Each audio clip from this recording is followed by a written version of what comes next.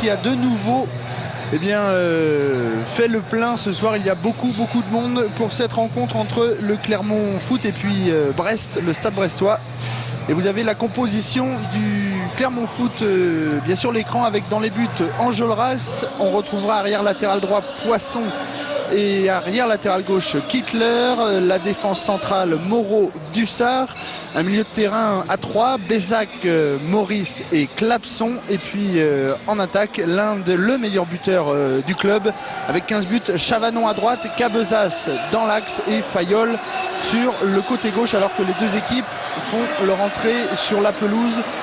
L'équipe brestoise en rouge et blanc comme d'habitude. Et puis du côté clermontois, les joueurs d'Albert Rust évolueront en blanc. Du côté brestois, donc, deux petits changements.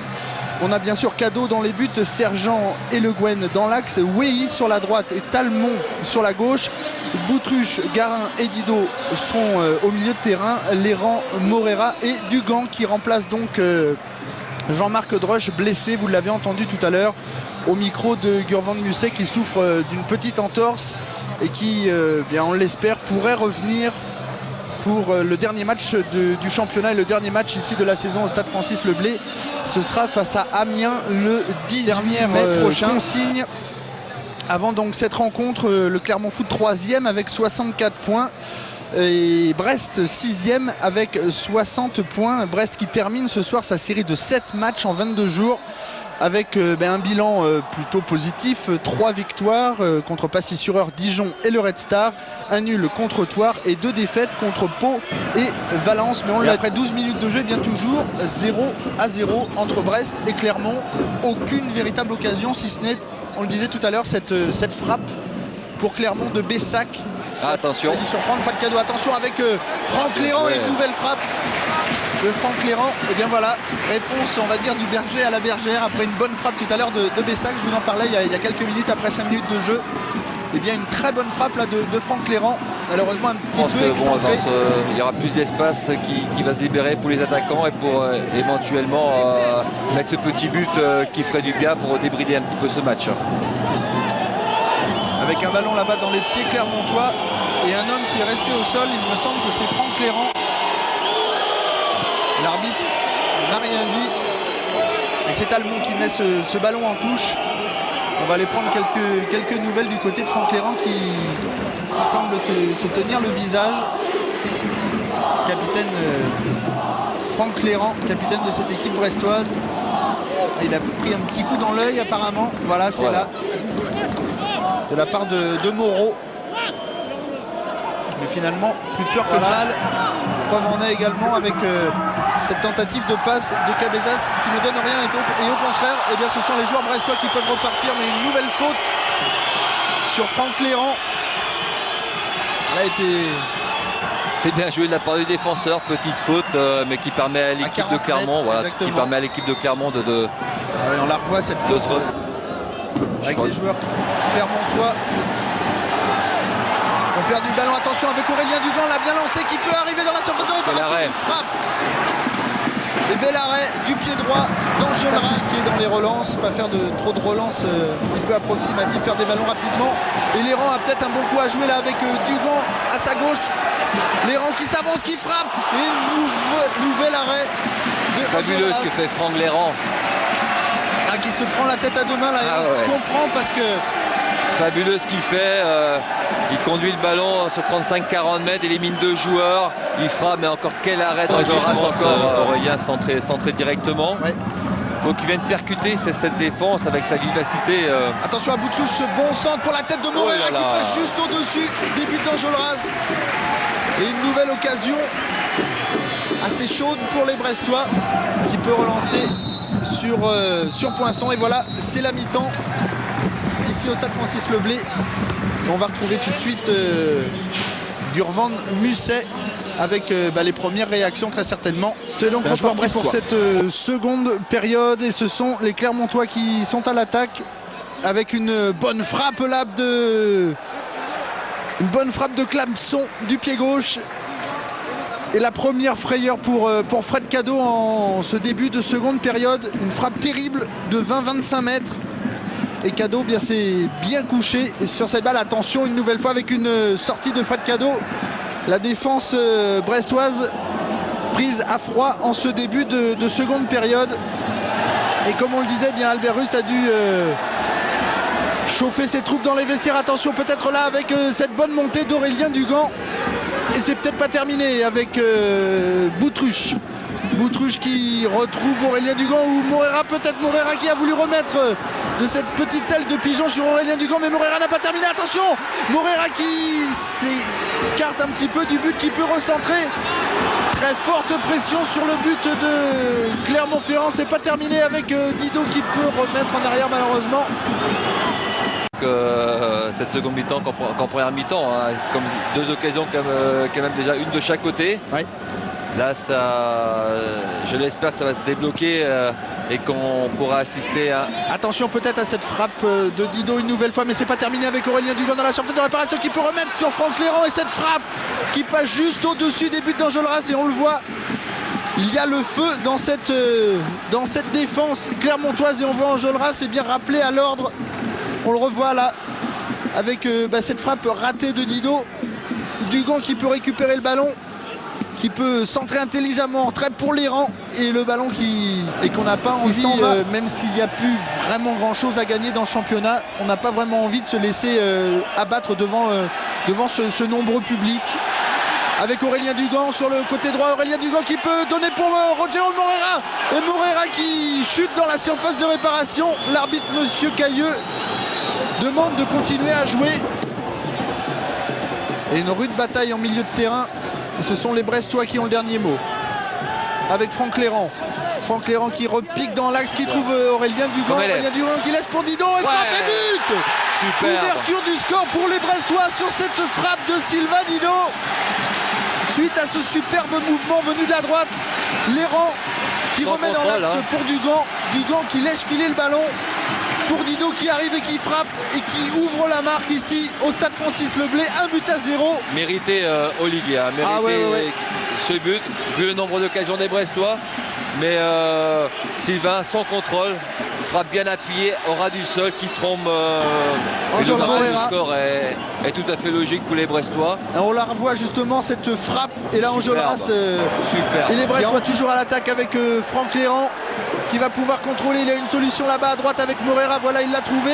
Morera qui va pouvoir lever la tête, qui remet sur Franck Lérand.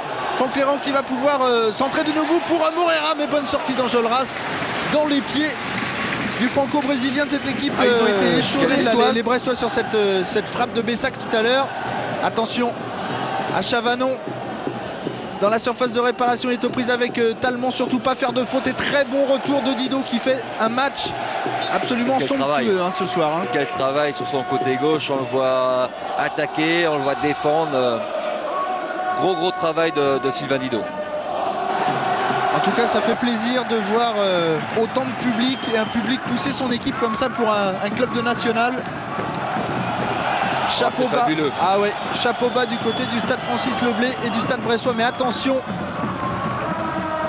avec Sergent qui veille au grain et qui peut relancer pour Didot, qui peut lancer les rangs. Ah, le ballon va peut-être être un peu trop long, et Dussard peut intervenir. Dussard qui relance avec Bessac, mais pas pour longtemps, puisque Fabrice Garin est venu lui subtiliser le ballon dans le rond central, avec Aurélien Dugan qui déborde sur le côté droit, qui va peut-être pouvoir rentrer dans la surface de réparation. Voilà qui est fait, il remet sur Garin, Garin qui va lever la tête, qui va centrer, il frappe directement, et heureusement que ce ballon n'est pas allé se nicher au fond des filets, parce que là Enjolras était complètement parti. Je vous rappelle, les Brestois mènent 1-0, et attention, superbe à Sergent qui réalise un grand match également. Très bon geste défensif, sans faute, qui permet aux Brestois de récupérer le ballon. Et tout réussi à ces Brestois avec Franck Lérand là qui peut déborder. Il a Morera au centre.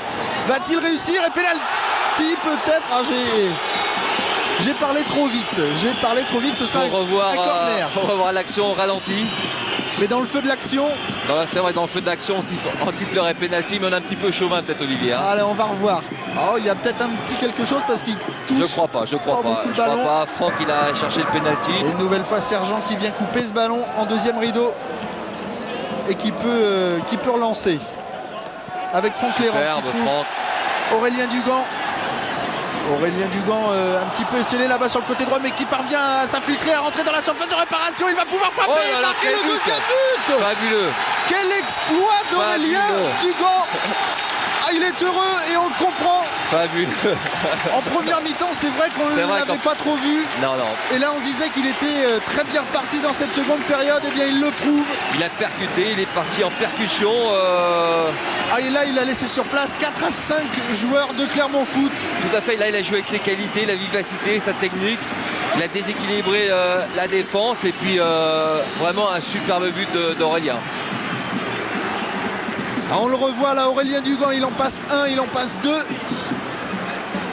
Il va pouvoir revenir sur son pied droit, il en passe 3, il en passe 4, il frappe. Superbe, et le ballon entre les jambes. Et en plus, du côté brestois, eh bien, tout leur réussit en ce début de seconde période. C'est vrai qu'ils tentent des gestes impossibles, des frappes de loin. Ils sont timides un petit peu en première mi-temps. Attention à ce corner, à cette tête de Moreira, à ce nouvel arrêt d'Enjolras. Avec Bessac qui se bat bien là avec Garin, et c'est Garin qui a le dernier mot. Moreira pour Léran qui va pouvoir partir tout seul, il est à la lutte avec 2 joueurs, il va frapper. Mais Enjolras est sur la course, sur le chemin du ballon. La part de Poitruche, super relance. Et Dido toujours. Dido qui va réussir peut-être à centrer, voilà qui est fait avec un bon 1-2 avec Léran à destination de Moreira. Moreira qui frappe. Et le ballon qui était revenu dans les pieds de Dido. Quelle action de jeu encore, Olivier. Ce 1-2 dans les 18 mètres, c'est fabuleux. Avec un nouveau hors-jeu signalé par l'arbitre. On n'a rien vu. Allez, peut-être la cerise sur le gâteau là avec Franck Léran qui va pouvoir frapper, qui frappe et qui marque. Oh, quel but de Franck Léran. Quel but. Oh, qu'il est beau. Il est beau. 100% de réussite, Olivier, parce que c'est du talon que Rogero remet le ballon à Franck. Ah, elle est magnifique. Et le président Gestin et Alain de Martini et cette équipe brestoise qui peut faire la fête grâce à ce nouveau but de Franck Léran. J'allais le dire à l'instant, la cerise sur le gâteau, bien la voilà. C'est super. Ah, il est magnifique. Super. On a vu 3 buts extraordinaires. On le revoit. Avec beaucoup de réussite parce que c'est Sébastien Guillon, je crois qu'il a remis du talon à Franck, et puis imparable. En pleine lunette, Enjolras s'est battu, Dido, Dugan et Léran sont les 3 buteurs de la soirée dans cette rencontre folle. Aussi beaux les buts les uns que les autres. Hein. Ah ouais. Que ce soit de Sylvain, d'Aurélien ou de Franck. Ah là, ils n'ont pas trop compris ce qui leur arrivait, les joueurs clermontois. Et c'est logique, Olivier. Ouais. C'est logique sur l'ensemble du match. Il n'y a rien à dire. 3-0, il n'y a rien à dire. Hein. Avec la tornade rouge ce soir au stade Francis Leblé qui a terrassé cette équipe clermontoise abattue. Un grand coup de chapeau à l'équipe brestoise, hein, parce que 7 matchs en 22 jours et finir le 7e match à cette cadence. À cette cadence-là, je crois que c'est fantastique ce qu'ils ont fait ce soir.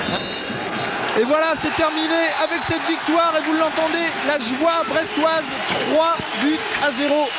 Le nom des buteurs, Dido, Dugan, Léran pour le stade brestois. Et on va directement sur la pelouse rejoindre Gurvan de Musset.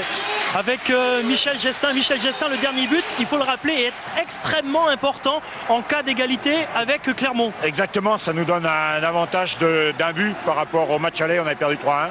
Donc c'est une bonne chose déjà. Bon, il ne reste plus qu'à prendre un point de plus par rapport à Clermont ou à Amiens ou à Istres ou à Reims. Je ne sais pas, mais bon, c'est assez extraordinaire. Le public, il est fabuleux quand on le voit chanter, quand on le voit tout ce public debout, c'est fabuleux.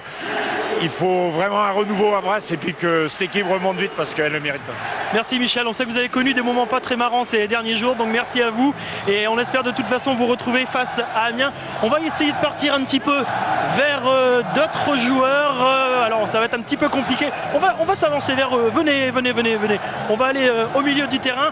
Je vois pratiquement tous les joueurs brestois devant la tribune là-bas, devant Foucault. Stéphane Sergent, on avait dit que vous aviez déjà fait un excellent match face au Red Star. Excellent encore ce soir. C'est vrai, depuis quelques temps, personnellement, je retrouve la confiance à Francis Leblé. Puis c'est vrai que là, on avait vraiment rien à perdre. C'est vrai que c'était pratiquement notre dernier joker pour revenir sur eux. Donc on l'a fait avec brio, je crois, hein, 3-0 contre Clermont. C'est une grosse équipe du groupe. 7e match en 21 jours. C'est vrai que c'est extraordinaire. Merci encore, bravo, on vous rejoint dans les vestiaires. Alors là, mesdames, messieurs, s'il y a un but à garder cette saison, je pense que ça sera entre autres celui d'Aurélien Dugan. Mais attendez, mais quelle jambe! Oh, mais j'espère que c'est celui qui va nous permettre de continuer à rêver pour la montée, même comme nos chances sont un peu limites, quoi. Mais ce but, je l'ai dit à ma copine qui ne vient jamais au stade. Comment ça, elle ne vient jamais au stade? Jamais elle ne vient, mais elle était là spécialement pour nous encourager. Je lui ai dit Dugan. Merci. Bah, Monsieur Garin, ne partez pas, ne partez pas. Le bilan, excellent, 3-0. Qui aurait dit ça? Bah, c'est vrai qu'on n'y croyait plus trop et puis on a sorti le gros match le jour où il fallait contre une belle équipe de Clermont. Bah, on a fait un super match, on a été bon défensivement, on a été réaliste. Bah, c'est une super soirée. Absolument, et je vous retrouve de toute façon lundi, on vous retrouve de toute façon lundi dans Sport Boys à partir de 20h30.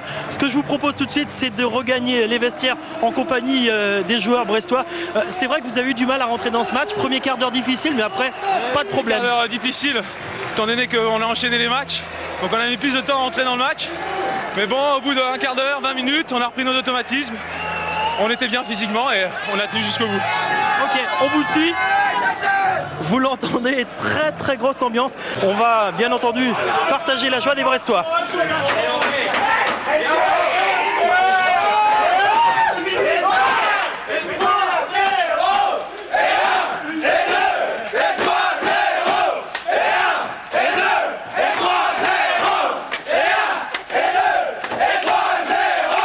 Un mot tout de suite avec Alain de Martigny. Monsieur de Martigny, c'est pas vous qui m'aviez dit que vos joueurs étaient fatigués? Ben, je le craignais, mais ils se sont vraiment surpassés ce soir. Et bon, j'en suis vraiment très fier. Ouais, ils ont été très forts dans les têtes. Et bon, je crois qu'ils ont vraiment tout donné. Bon, on l'a déjà dit avec Michel Gestin tout à l'heure, dernier but important.